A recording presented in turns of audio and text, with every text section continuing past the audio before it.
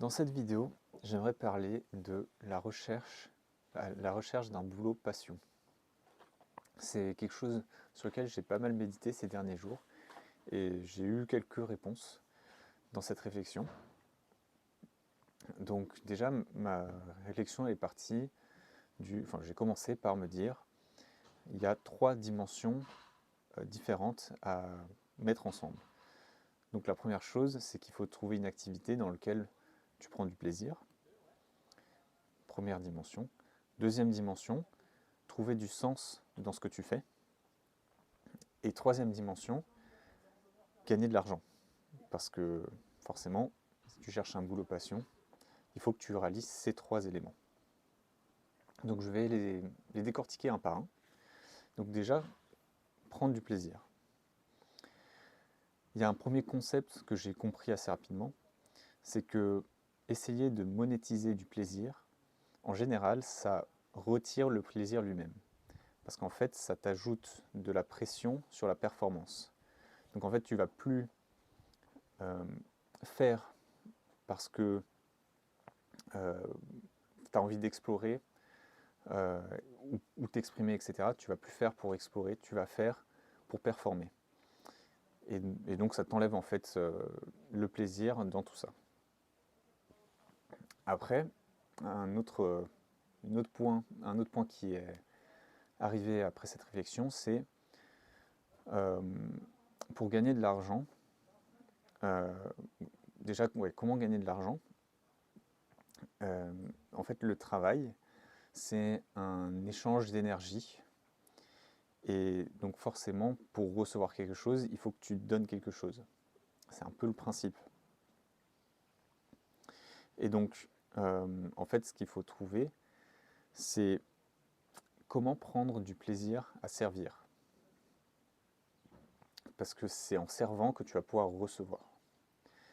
Et donc, plutôt que de essayer de te concentrer sur une activité qui te fait plaisir, réfléchis à de quelle manière est-ce que tu prends du plaisir à servir. Il faut trouver une manière de servir qui te donne du plaisir. Donc pour te donner un exemple, imaginons que tu aimes jouer aux jeux vidéo. Tu te dis, si je veux vivre, je veux prendre du plaisir dans mon activité, je peux streamer des jeux vidéo et du coup je vais prendre du plaisir en travaillant. Sauf qu'en fait, ce qu'il faut, c'est pas seulement que tu aimes les jeux vidéo, il faut que tu aimes divertir les autres. Si tu prends du plaisir à divertir les autres, là, ça va fonctionner. Parce que tu vas réellement prendre du plaisir.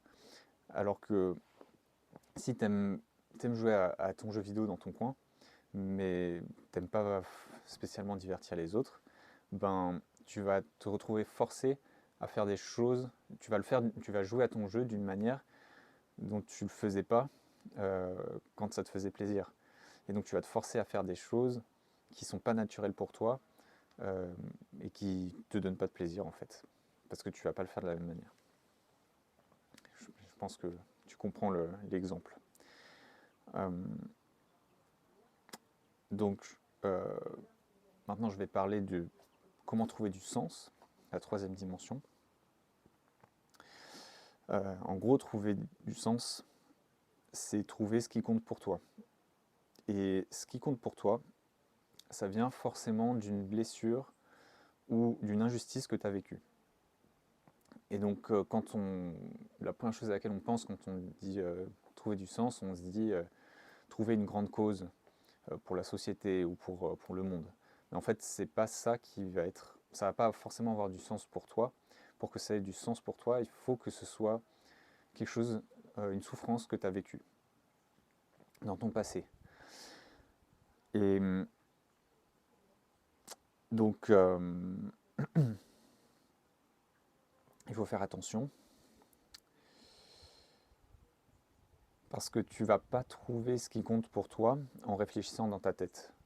C'est plutôt quelque chose que tu vas reconnaître à travers ton vécu.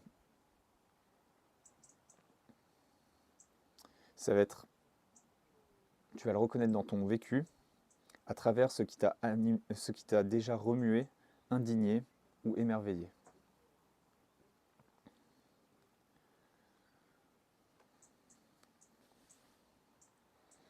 Donc il y a quelques notions qu'il faut comprendre. C'est que il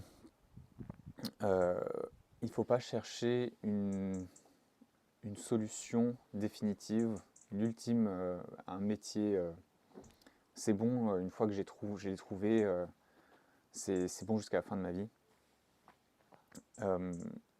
Parce que pour s'épanouir, il faut progresser pour avoir un sentiment d'accomplissement. Et qui dit progresser, dit évolution et changement. Et donc, ce qui va te donner du plaisir ou de l'accomplissement aujourd'hui, ce n'est pas forcément la même chose dans 1 an ou dans 5 ans ou quoi que ce soit. Donc, c'est pas la peine de chercher quelque chose de stable. Il vaut mieux chercher quelque chose qui va évoluer, un environnement dans lequel tu vas évoluer et dans lequel tu peux progresser. Sinon, dès que tu l'auras atteint, ben, ce sera retour à la case départ parce que tu n'arriveras plus, tu t'en lasseras et tu vas plus t'épanouir dedans. Après, il y a d'autres points importants que je pourrais aborder. Donc, le fait de comment reconnaître une vraie passion par rapport à si c'est ton ego qui parle et qui te fait fuir quelque chose. Le concept, le fait de rechercher la liberté, c'est différent de rechercher l'absence de contraintes. Le lien entre la peur, la sécurité, l'exploration et l'accomplissement. Mais bon, c'est plein de sujets, je pourrais en parler pendant des heures, donc j'en parlerai dans d'autres vidéos. Je pense que pour cette vidéo, j'ai fait le tour des notions les plus importantes. Et donc concrètement, qu'est-ce que tu peux faire vis-à-vis de tout ça? Donc pour moi, la première chose à faire, c'est d'apprendre à te connaître. Donc identifier les efforts qui te nourrissent. Donc ça te demande de l'effort, ça peut être difficile, mais quand tu le fais, tu te sens fier de toi. Et se concentrer sur ces efforts nourrissants par rapport aux autres. Donc pour essayer de trouver justement ta manière de servir les autres qui te donne du plaisir et qui est un moteur pour toi. Apprendre à se connaître, c'est aussi discerner son ego et savoir si tu agis par peur ou par passion, justement. Et donc si tu agis pour une cause ou si c'est pour fuir quelque chose. Et la deuxième étape, c'est de faire émerger un ou des projets qui sont concrets et vivants. Donc comme je disais, vivants, c'est-à-dire ou dans lesquels tu peux évoluer, qui vont évoluer, ou dans lesquels tu vas progresser. Mais déjà, si tu fais la première étape, en général, il y a déjà pas mal de boulot. Donc j'espère que cette vidéo aura éveillé ta conscience et en attendant, je te dis à la prochaine.